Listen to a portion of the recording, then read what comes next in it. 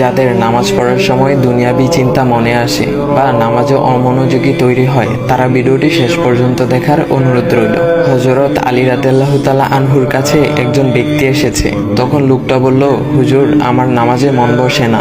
নামাজে দাঁড়ালে আমার দুনিয়াবি নানা চিন্তা আসে। হুজুর, আমার এই নামাজ কি আল্লাহ তাআলা কবুল করবেন? তখন হযরত আলী রাদিয়াল্লাহু তাআলা আনহা বলেছেন, না, তোমার নামাজ কবুল হবে না। তখন লোকটা মনে অনেক কষ্ট নিয়ে চলে যাচ্ছেন। এমন সময় রাসূল সাল্লাল্লাহু আলাইহি ওয়াসাল্লাম এসে হযরত আলী রাদিয়াল্লাহু তাআলা আনহুকে জিজ্ঞাসা করলেন, ইয়া আলী, আপনার কাছে লোকটা কেন এসেছিল? এসে দেখি মন খারাপ করে চলে গেল। কেন, কি হয়েছে আমাকে বলুন। তখন আলী রাদিয়াল্লাহু তাআলা আনহু বলেন, তিনি আমার কাছে জানতে এসেছেন যে নামাজে দুনিয়াবি চিন্তা আসলে নামাজ হবে কিনা। আমি বলেছি, না, তোমার নামাজ কবুল হবে না। রাসূল সাল্লাল্লাহু আলাইহি ওয়াসাল্লাম তখন বলেন, ইয়া আলী, আপনাকে আমি একটা চাদর উপহার দিতে চাই, তবে একটা শর্ত আছে। আলী রাদিয়াল্লাহু তাআলা আনহু খুশি হয়ে বলেন, ইয়া রাসূলুল্লাহ, কি শর্ত তা বলুন, আমি আপনার সকল শর্ত মেনে নিব।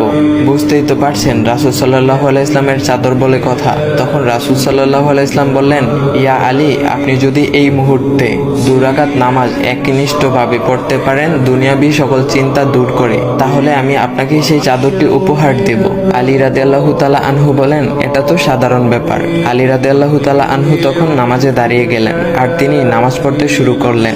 এমন সময় তার মনের মধ্যে শুধু ভাবনা চিন্তা আসতে শুরু করলো, আচ্ছা, আমাকে যে রাসূল সাল্লাল্লাহু আলাইহি ওয়াসাল্লাম যে চাদরটা দিবেন, সেটা কি ফাতিমার চাদর নাকি রাসূল সাল্লাল্লাহু আলাইহি ওয়াসাল্লামের? আচ্ছা, চাদরখানা দেখতে কেমন হবে?